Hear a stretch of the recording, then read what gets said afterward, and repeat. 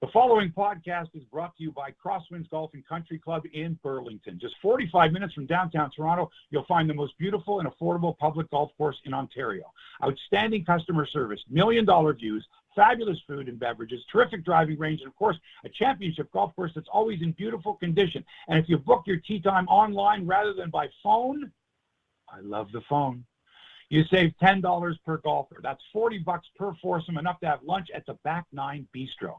So what are you waiting for? A personally engraved invitation? Well, here it is. Go to crosswindsgolf.com, book your tee time now, save some dough, and when you get there, make sure you tell them Hebsy sent you. Now, Mike, let's start the podcast.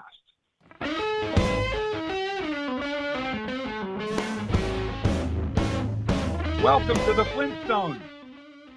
No, actually, it's not. It's Hebsy on Sports, episode 299, and we're going back to the Stone Age. Hebsy here with Toronto Mike, and we're winging it today. Buddy, are we okay today?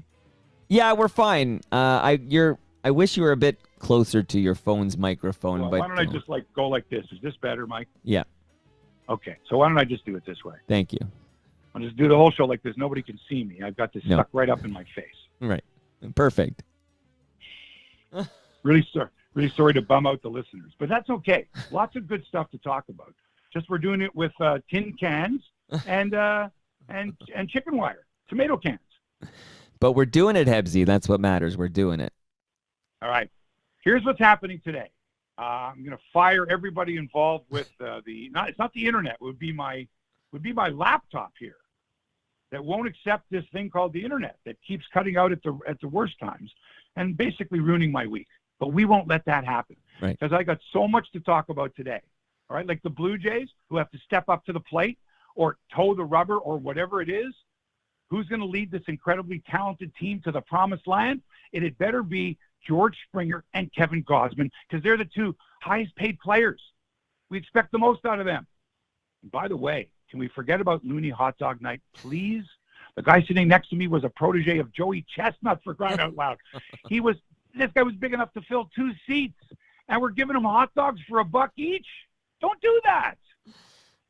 We'll also get into the resurgence of the wave in Toronto. The wave. Think about how you feel about that. I'll tell you what I feel about it. ESPN is just falling all over themselves to tell us how great Serena Williams is. We know how great she is. But do we need to know that she went number 1 and not number 2 and lost weight and do we need to know all this stuff? Too much information. But these Americans really know how to stroke their own, don't they? And you can take that literally or figuratively. Wait until Serena gets to the quarterfinals, I say, before you really go completely gaga. All right? She's won 2 matches. She's going into the 3rd round. Chill out, America. We're going to talk about the Canadian TV coverage of the LPGA tournament in Ottawa last week, and also the spotty coverage of our Canadians at the U.S. Open. I think we deserve better. Mike, sports media in general, I think, is very uneven these days. Don't you think? Oh, without a doubt. Yeah. But tell me, like, what specifically makes you think that? Well, I mean, just, I think we're used to a high standard of reporting in general. But I think when it comes to sports reporting, we want a high standard. We Canadians deserve, proper coverage. And in years past, we would get wall-to-wall coverage of all the tennis and all the golf that took place in Canada, for sure. Right. Now we don't. We do for Rogers when they do the 2 Rogers events concurrently with 2 separate and different crews running in Montreal and Toronto, which I think is ludicrous.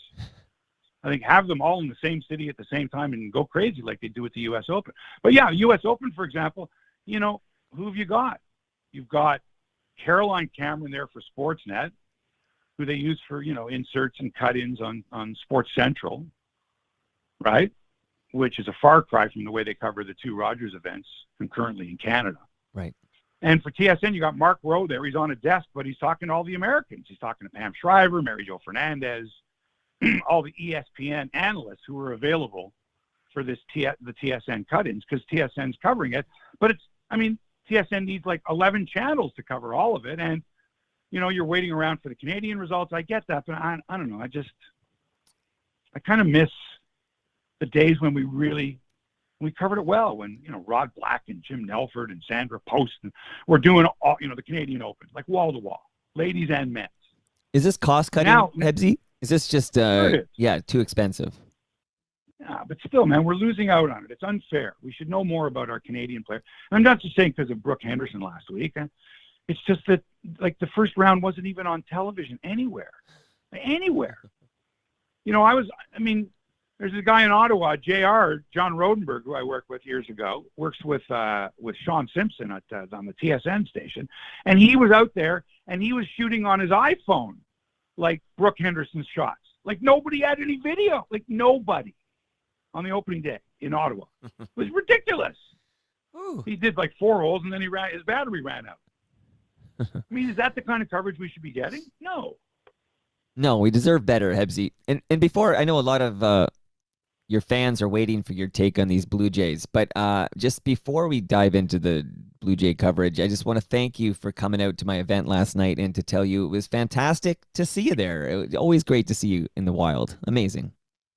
Well, thank you. Thanks for having me, Mike. It's always your peeps are great, and you always put on a good show. And I had to take off early because I had to go watch the end of the Dennis Shapovalov match, because I had to serve the listeners of this fine podcast. And by the way, I'm compelled to say this: if you like the show, please rate and review it. I'm not asking you, I'm not hawking you, to make sure the sponsor, don't forget to patronize the sponsor. I'm not hawking you for $5 here, $10 there, or through a paywall or anything like that. All I'm saying is just do me a favor, rate the show, review the show, tell your friends, post something. A couple of people, at your event last night, Mike, came to me and, said they were surprised. Oh, we didn't know what happened to Hebsy. Oh, and we found him on a podcast, sort of discovered it, however. Well, if that's you, tell someone else. Tell your friend, hey, guess what? You ever heard of Hebsy? Remember him from the 80s and 90s? Well, he's doing a podcast. So, yeah, rate, review, share, retweet. Would really appreciate it. Would be nice.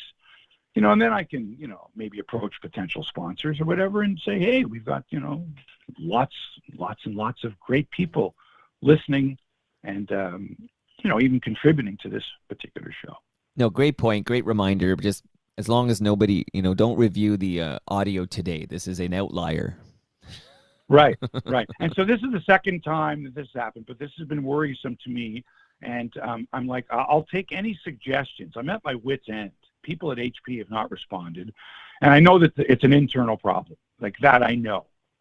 It's internal. Like internal in the laptop. Okay. The laptop. It's internal in the laptop because, as you know, the internet keeps cutting out. And Mike, my internet's fine. It's Rogers. It's Bell, and it's, 10,000 gigahertz or whatever, and everything else is fine. But not through this laptop. Phone, no problem. iPad, no problem. Television, no problem. It's through the laptop. All right. So we're doing it, and we're going rogue here today. Somebody posted yesterday a shot of Tony Kubek and Don Chevrier together.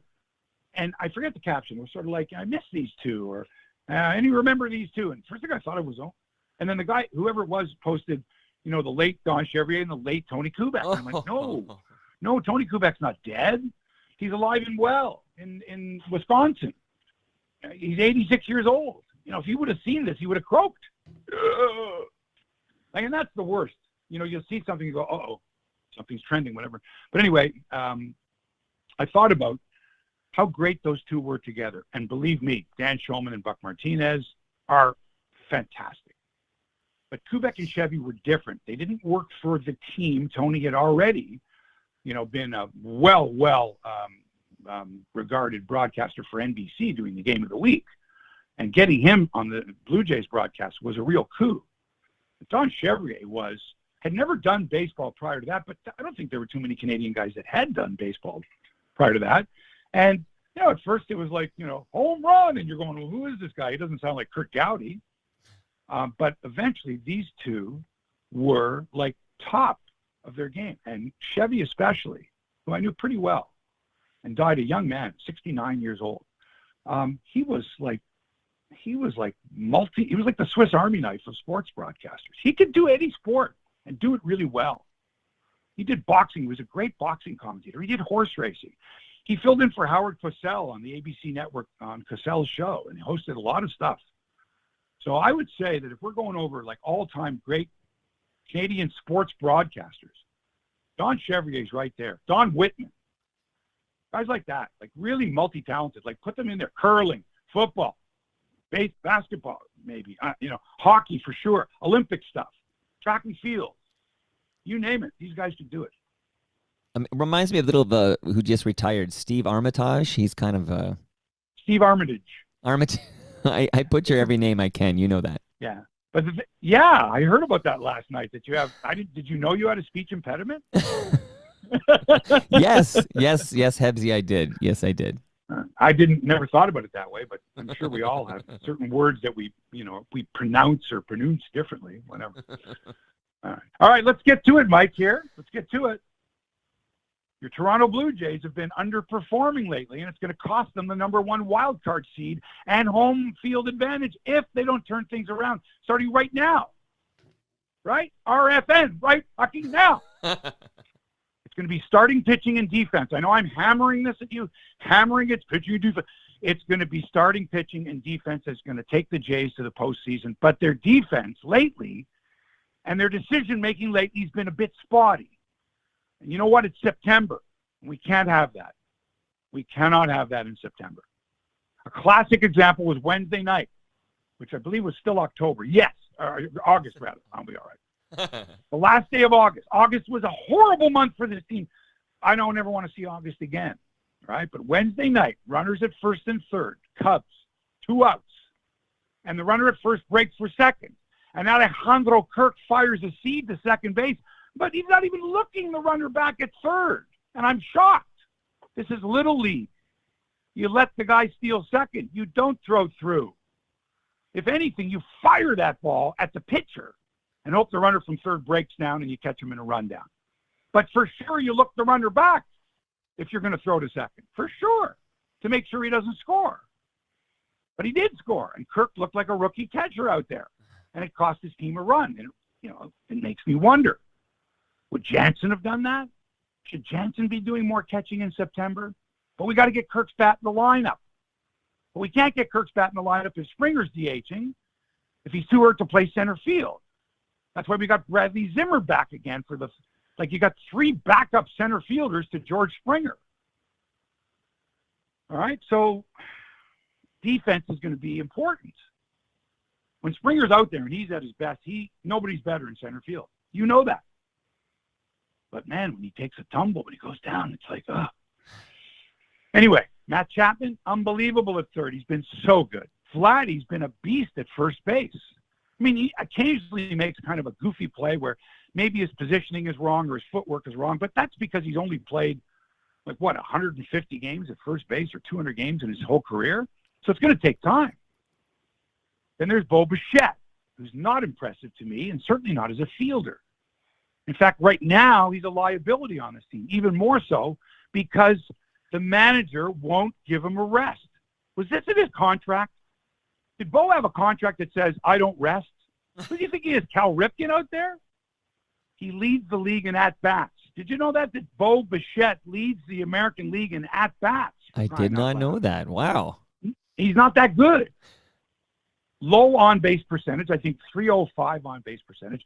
Last year, Bo Bichette was a 5.9 WAR. That's wins above replacement. That's the measuring stick now. He was 5.9. This year, 1.1. But, as I mentioned in the intro, the 2 key players in September will be George Springer and Kevin Gausman, the 2 highest paid players on the team. The 2 men who are signed through 2026, by which time Vladdy will have become a free agent, by which time Jordan Romano will have become a free agent, by which time other key players on this team will become free agents and may be gone. Depends on how the team does, right? But this team could be a monster by then. A monster. Even if they don't do it this year. But they better. But even if they don't. 2023, 2024, 2025.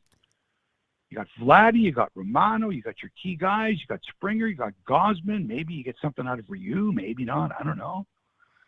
You got another couple of years with Matt Chapman.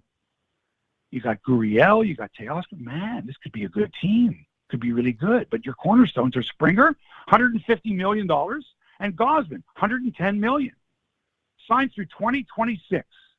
And Springer's got to be your center fielder, not twice a week, not 3 times a week, 5, 6 times a week.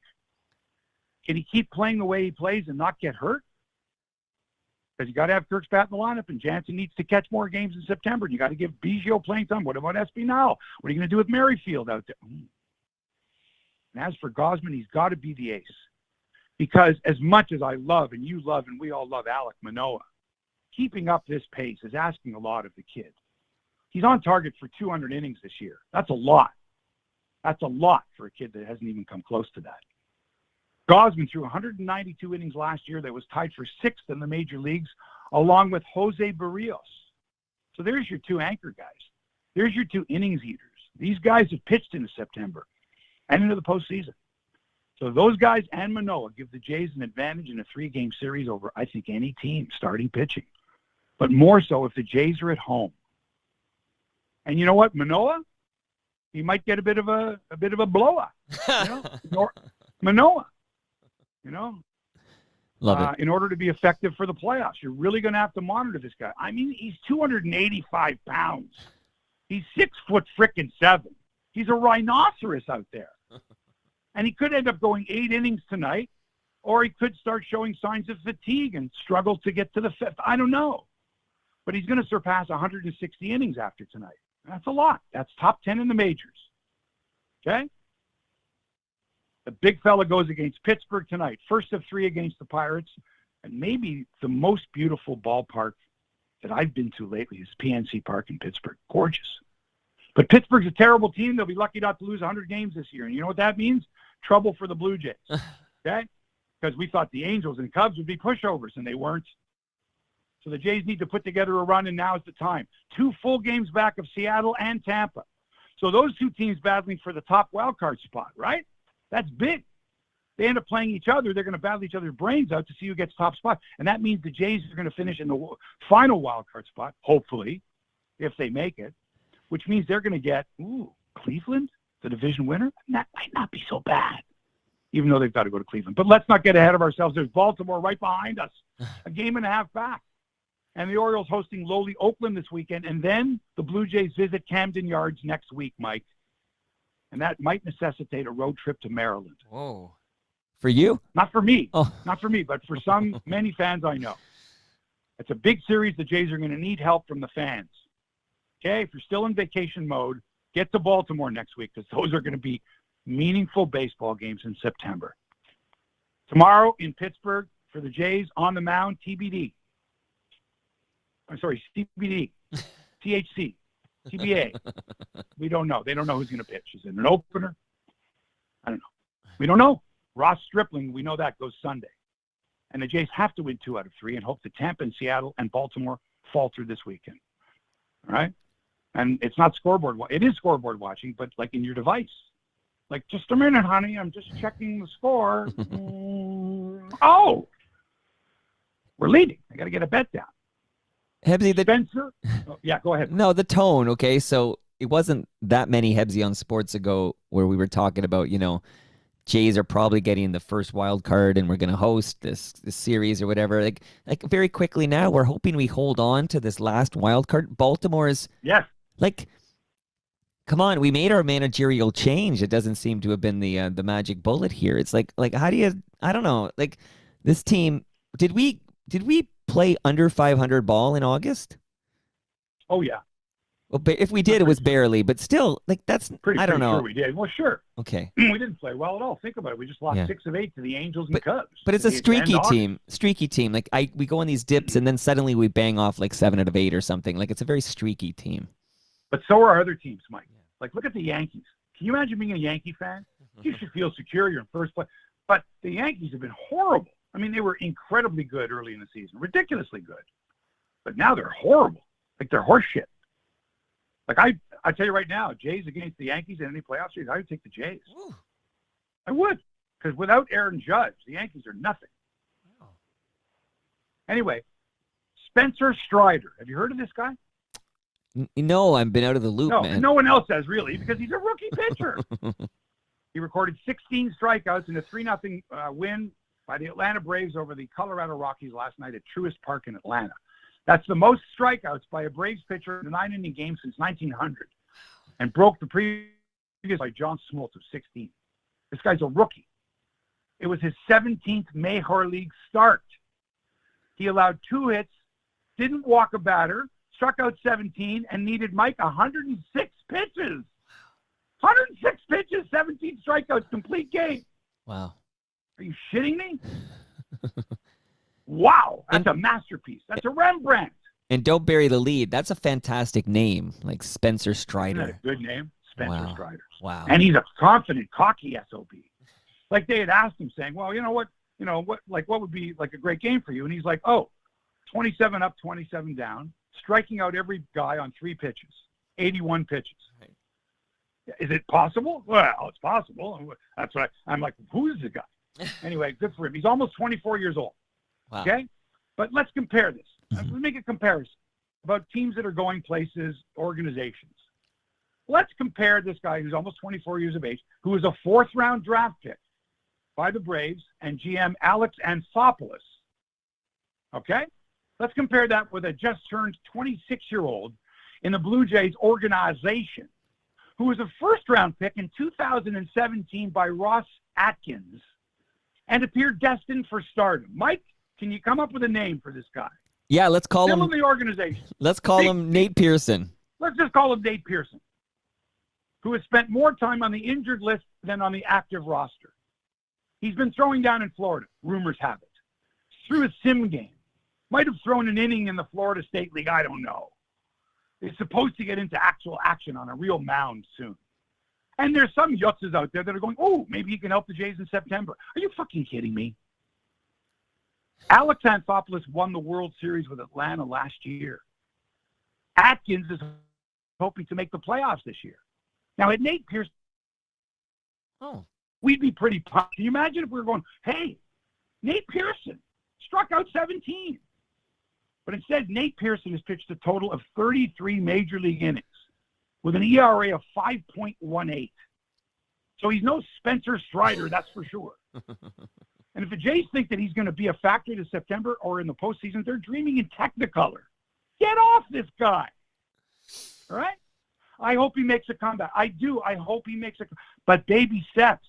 Folks, if Nate Pearson can make a comeback and miraculously get his shit together, the best he's going to do is help the Buffalo Bisons make the playoffs.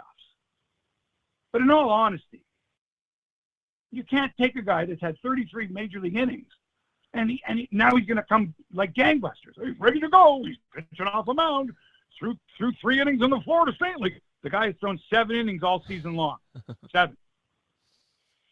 So please stop with that. I went to the Jays game the other night with my brother. It was Looney Hot Dog night. It was gross. The grossest thing. Okay?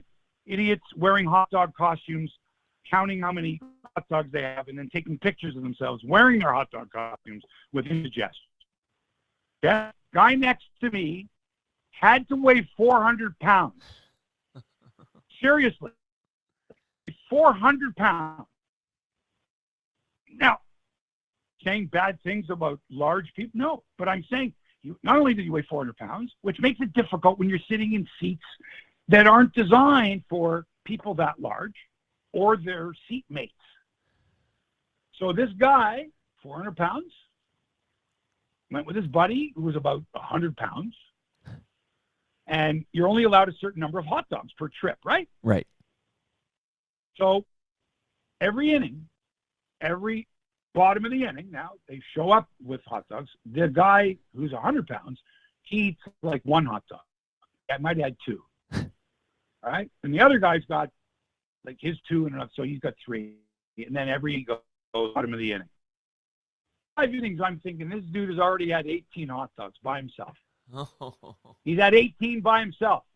He's so big, I have to lean as far as I can to my right towards my brother so I can even breathe, because my ribs and my lung is collapsing. Wow. Every time this guy got up to get more hot dogs, I let out a huge exhale. I could hardly wait for the inning to end. So this guy would get up and get more hot dogs. That's Oh. that's what a masochist I am. So later in the game, Yeah.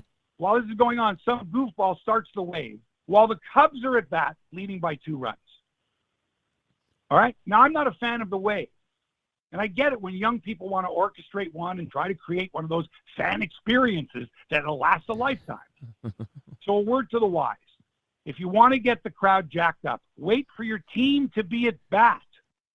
And then perhaps your efforts to spur them on to victory will result in a hit. So you can cheer even louder. See how that works? The wave is to be used when you need a big hit, not when your team is in the field on defense. If that's the case, just yell out defense, like in basketball. Think of it as a giant rally cap, the wave. You don't break out the rally cap when you're out in the field. You do it when you're at bat. And please don't do it when the guy next to me is 400 pounds, has at least 18 hot dogs in him, and wants to get up and down every time.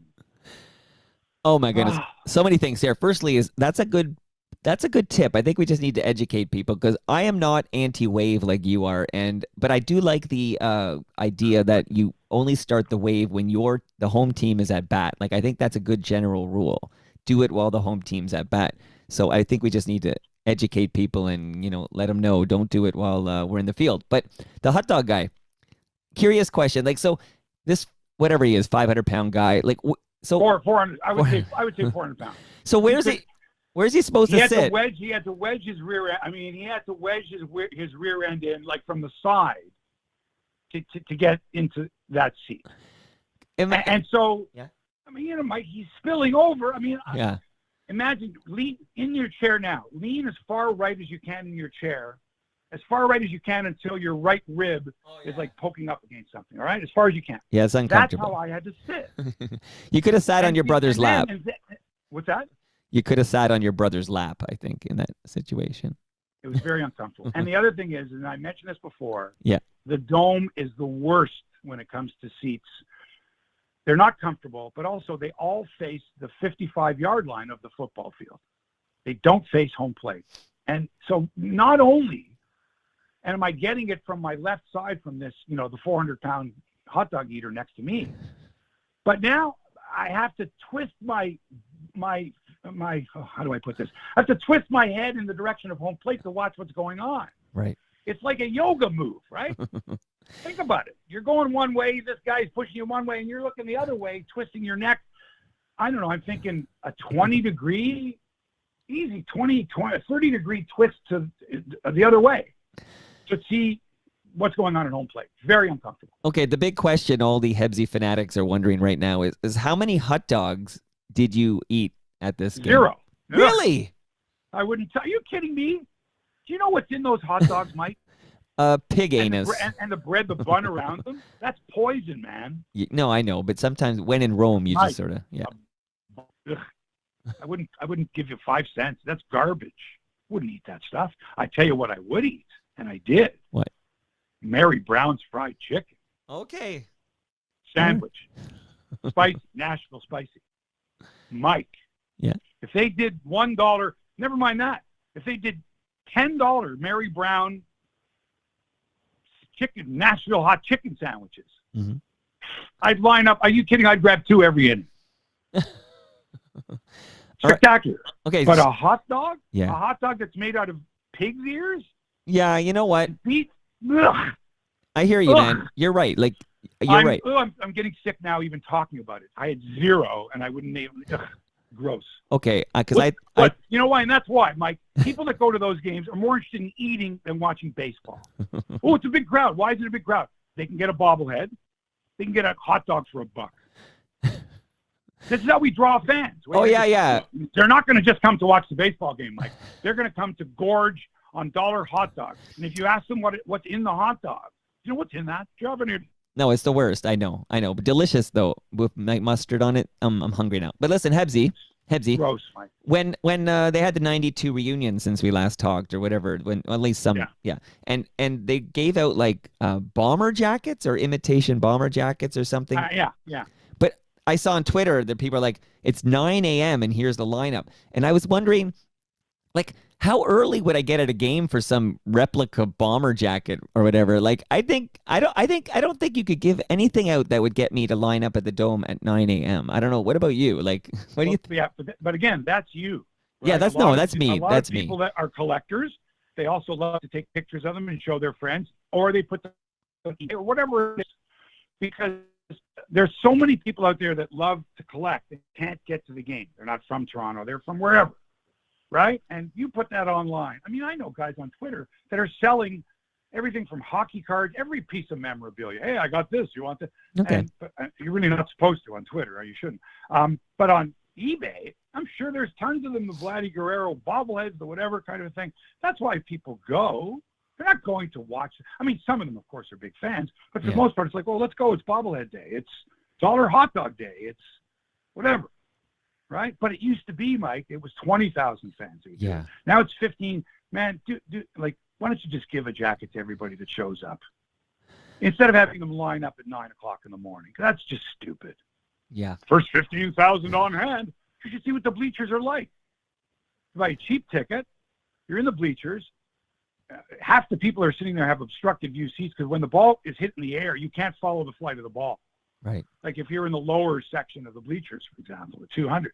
Anyway, whatever turns them on. All right. Last question on this topic. If you're a 400-pound man and you want to go to the Looney Hot Dog game or whatever, what do you need to sit? What you need to sit in those special seats for wheelchair access? Like, yes, yes, okay.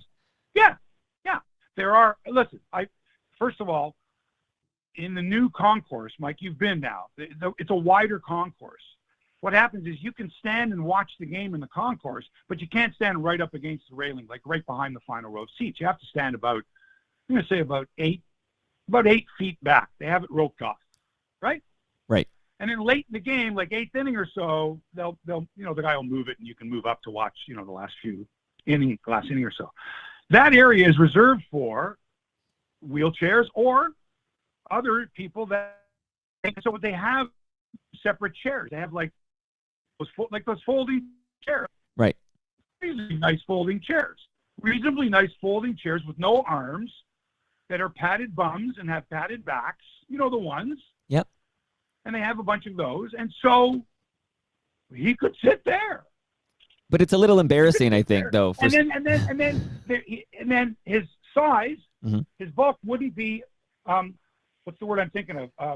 Stopped by two armrests. Right. Two sides. It's a folding chair. You can sit comfortably with your legs further apart. However, and your back straight and not worry about the person next to you. I'm sure you must feel self-confident that way too. I know I would. Yeah, I know. You're a fan. You want to go to the game, right? I hear you. There's room for the spread, like cheek spread. There's ample room for it. Yeah. Exactly. So there you go. That's Okay. my suggestion. I just wonder. I feel bad for and the guy. I didn't mean to offend this. Don't mean to offend this person. And if this person happens to be listening, or someone's listening, going, "That's a buddy of mine. I know him. He was sitting next to Mark Hebsy." Hey. If that's the case, I apologize. But again, it was difficult. It was a difficult game to watch. Anyway, tennis now. Yes. And the U.S. Open rolls along with media, especially. Their coverage is awful. Rogers a whole bunch of people to the venue. When they're not doing the tennis, as in most of the time, they send Caroline Cameron and a videographer to New York, use her for some cut-ins on Sportsnet Central, some interviews with U.S. tennis commentators, all the ones from ESPN. I guess, right? Hey, can you talk to me? Sure, we'll talk tennis. It was okay, I guess, but when they're in Canada, they talk to Canadians. They use Robert Bettauer. They use Sharon Fishman. Anyway, there's some Canadian content there. Mm-hmm. But in the States, it's ESPN. Let's bring in Mary Jo Fernandez. Let's bring in Pam Shriver. Let's bring in whoever we can get. James Lake, I don't know. And since TSN to the majors via ESPN, they send Mark Rowe to the U.S. Open with a desk. He sits on a little desk there, and he's sitting behind the desk with, Pam Shriver, Mary Jo Fernandez, doing interviews and doing lots of cut-ins because they have a bunch of channels, TSN. And he has to kind of go, okay, we're now going to go to court 17. Felix Auger-Aliassime is going to be on right after this. And coming up later, we have Bianca Andreescu, and we've got Denny Shapovalov coming here. And so he's kind of, the traffic cop there. But I want to see more Canadian coverage. We've got Chapo there. We've got, he won yesterday, 54 winners, knocking off Carballos Baena of Spain. So he gets the number 9 seed Andrei Rublev tomorrow in his third-round match. That should be a dandy. But we've also got Bianca Andreescu. We've got Rebecca Marino in action. We've got Marino today. She gets the 33-year-old Zhang Shui of China in her third-round match. That's a surprise. That's exciting. I'd like to see more coverage there. Later, Bianca Andreescu takes on the number 17 seed Caroline Garcia of France at 7 o'clock at Louis Armstrong Stadium. That's going to be exciting. In fact, I bet Bianca to win the U.S. Open at 19-1. Wow. And all the top seeds are gone. They're all gone. Except for Swiatek, the number 1 seed. They're gone. I think Serena was like 29-1 the other day to win it all. Oh, by the way, did I mention Serena Williams? Did I? Is she playing in this tournament? I didn't notice. Oh, my. Is ESPN going ape shit over everything Serena Williams does? It's getting, like, way over the top. Like, if she reaches the quarterfinals, okay, but, oh, my God. Did you hear the other day during the press conference, they're asking her these questions, and somebody asks, I don't know what happened afterwards, the bathroom break, she took too long, and she's talking about her bathroom break, and she goes, oh, yes, I'm a lot lighter, but it wasn't number 2. Like, really? We have to hear this goat shit. Serena all the time. Like, oh, my God, it's nauseating. Hey, come on. Goat shit is a great, clever term for that. That's amazing. Oh. But, I mean, really, Mike, I just think they're just going over the top. I mean, look, I get it. She is tremendous, and everything she's done, it's all great. But they're making her seem like she's a religious figure coming back from the dead to win a second-round match against the number 2 player in the world, whose name I don't even know. I don't care if she's the world number 2.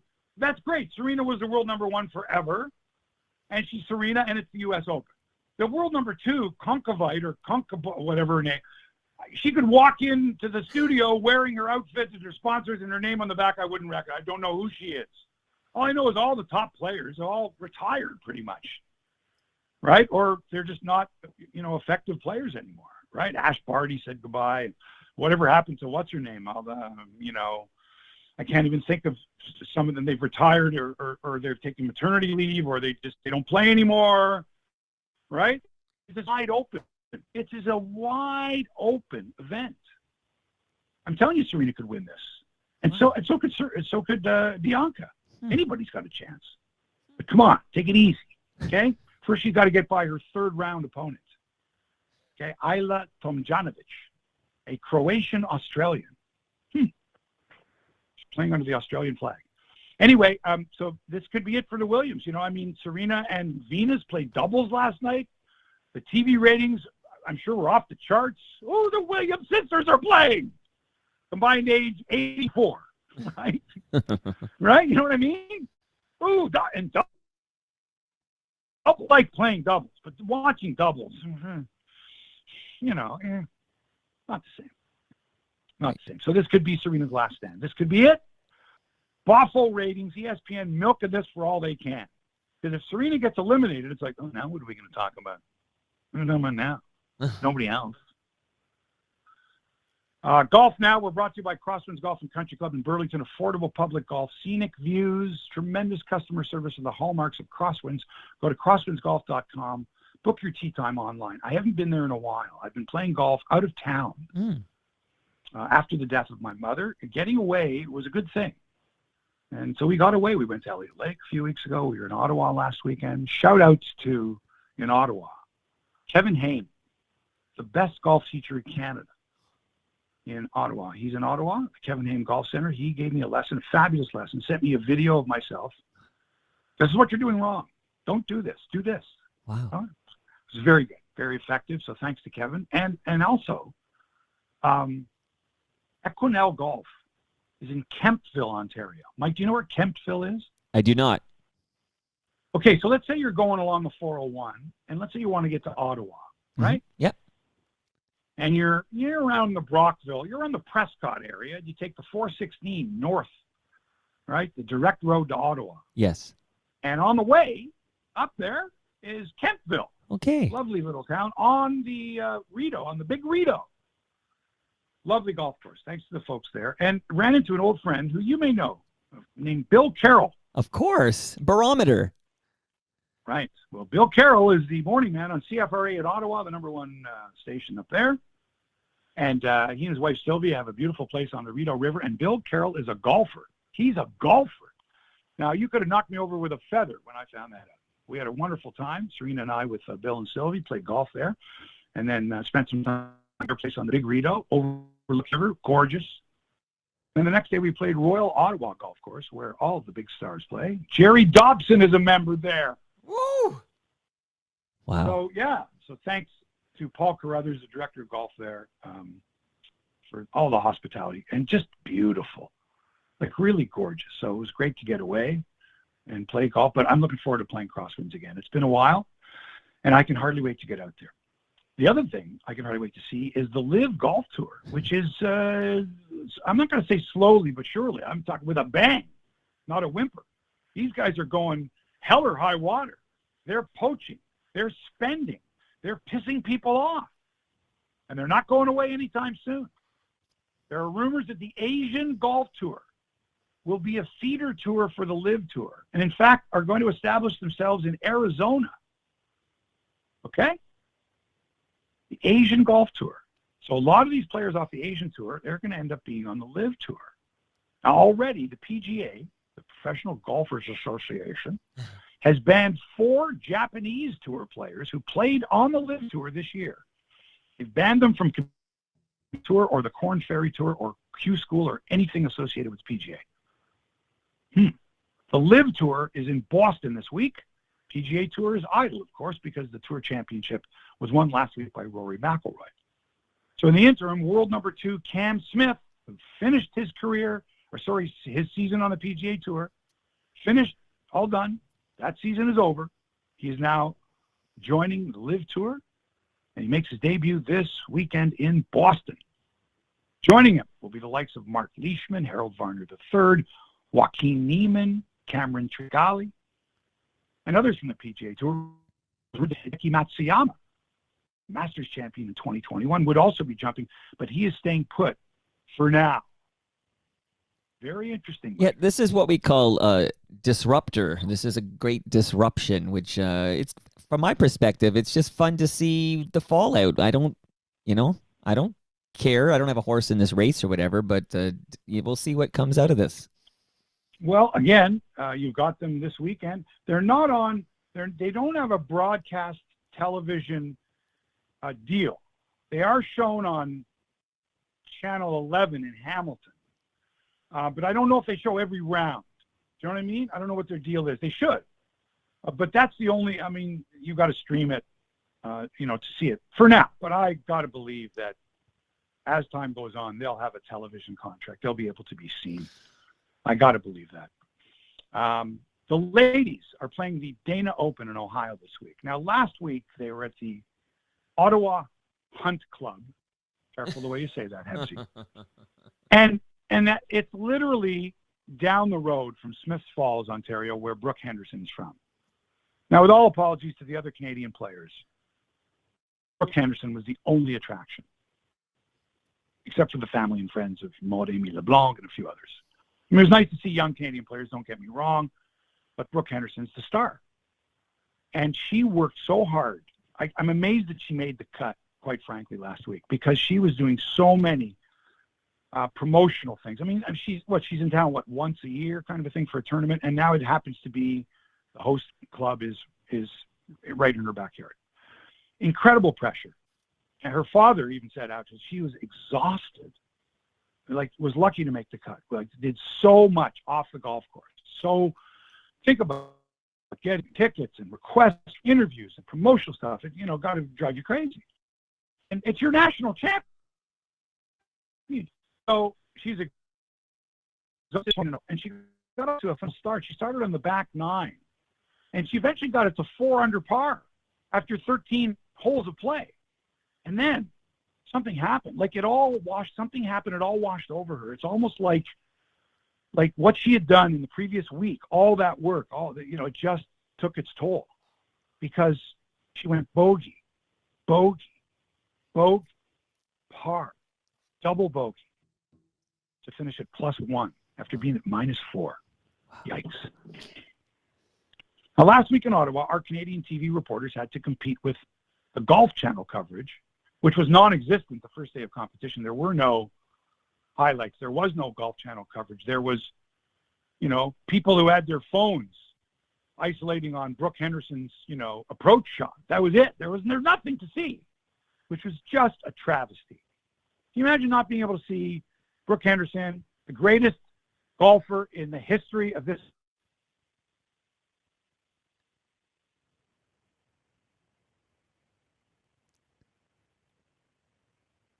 Hebsy, you there? Canadian TV? Yeah, I'm here. Okay, sorry. For some reason, we lost you for like 5 seconds, but we're in the home stretch here. We're good. Thank God, man. This is driving me. I was thinking, I have to bike over, get that laptop, and I need to fix this laptop for next week. All right, you can do it. Can you imagine not being able to see Brooke Henderson because they don't have any rights? Do you know how much I miss Rod Black and Jim Nelford, Mark Zucchino, and Jack Post? And I miss them. I miss that coverage. It's not the same when we go to the Masters or the U.S. Open and we set up there. It's not. The Canadians, our championship, we're leaving it up to these young from the States. Welcome to Ottawa. Come on. Anyway, that's that. A big NBA trade. The Cleveland Cavaliers get Donovan Mitchell from Utah. He's a superstar. In exchange for Ochai Agbaji, Colin Sexton via a sign and trade, Lauri Markkanen, the Finnish Flash, unprotected first-round picks in 2025, 27, and 29, and first-round swap rights in 2026 and 2028. All right, Donovan Mitchell to the Cleveland Cadavers. There you go. And before we go, Mike, LeBron James is waiting not for his son Bronny, who's 17 years old, to make it to the NBA. No, he wants the other son there too, who's 15. LeBron the third, or whatever the kid's name is. Wow. There's LeBron already talking. I'm going to stay in the NBA until both my kids are here. Gordie Howe. Wow. This was Gordie Howe. Gordie Howe played with his kids too. Wow. He was in his 40s. Kids were in their 20s. Right? 1973, I think it was. Gordie Howe played until he was 52. If LeBron James can play in the NBA with both of his sons, never mind one of his sons, and who's ever done that in the NBA? Play with their father. I mean, nobody. But in the NBA? Come on. Has there ever been a father-son duo in playing together in NBA history? Well, that's what did I just say? Yeah, I know. I'm just like in hockey, we've got the Howes, right, and in baseball, we've got the Griffeys, right. But no, we got brothers, yeah, but father son. Wow. In the NFL, NBA. No. Okay. In the NBA.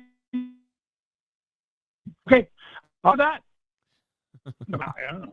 Things happen. But anyway, that's it for episode number 299 of Hebsy on Sports. Thanks to Toronto Mike for his patience and, of course, for his production and his inspiration. Hit him up at Toronto Mike. He's always got great guests on his podcast, and I'm sure a review of TMLXX is forthcoming.